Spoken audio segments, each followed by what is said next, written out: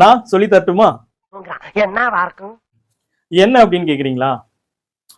கூட துணைக்கு ஒரு ஆள் வேணும், கூப்பிட்டுக்கிறேன். பாப்பா வரீங்களா?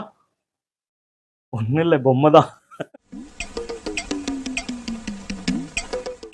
இந்த பாப்பாக்கு பிளவுஸ்ல ஃப்ரண்ட்ல, சரிங்களா, பிளவுஸ்ல ஃப்ரண்ட்ல இந்த பட்டி இருக்கு இல்லையா,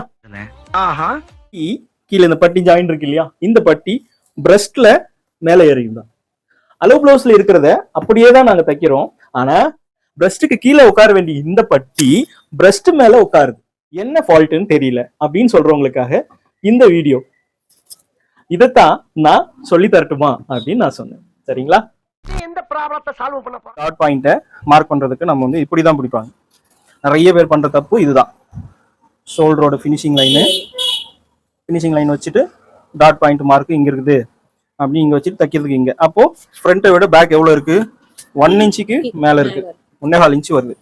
ஃப்ரண்ட்டை விட பேக்கு 1.25 இன்ச்சு வருது. இப்போ இந்த 1.25 இன்ச்சு வச்சு இப்போ இந்த கிராஸ் இங்க இருக்கா, இங்க ஹைட்டும் கிராஸ் எடுத்துக்குவாங்க. இப்போ இதை வச்சு இந்த இடத்துல கிராஸ் எடுத்துக்குவாங்க. ஓகேவா? இதை வச்சு இங்க கிராஸ் எடுத்துக்குவாங்க, இதை வச்சு இந்த பக்கம் கிராஸ் எடுத்துக்குவாங்க. அப்போ எப்படி அவங்க மார்க் போடுவாங்க அப்படின்னா இப்படிதான் போடுவாங்க. இது தப்பு. ஃபர்ஸ்ட் சென்டர் டாட்டோட சென்டர் எடுத்து நம்ம கண்டுபிடிச்சு வச்சுக்கணும்.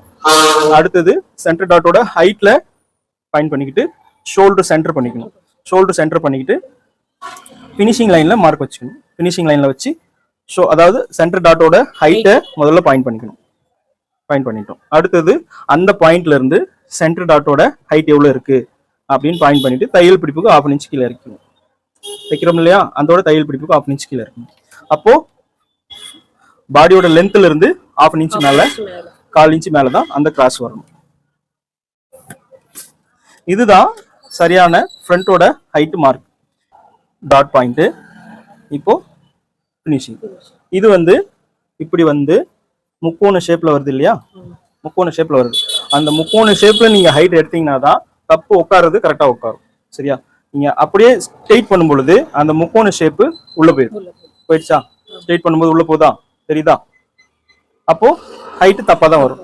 நமக்கு அந்த முக்கோண ஷேப்லயே நம்ம ஹைட் கால்குலேஷன் பண்ணோம்னா தான் நமக்கு அந்த ஹைட் கரெக்டா வரும். ஓகேவா? நம்ம யார் வம்புக்கும் போறது இல்ல, யார் தும்புக்கும் போறது இல்ல. நம்ம உண்டு நம்ம சோழி உண்டுன்னு போயிடுறது.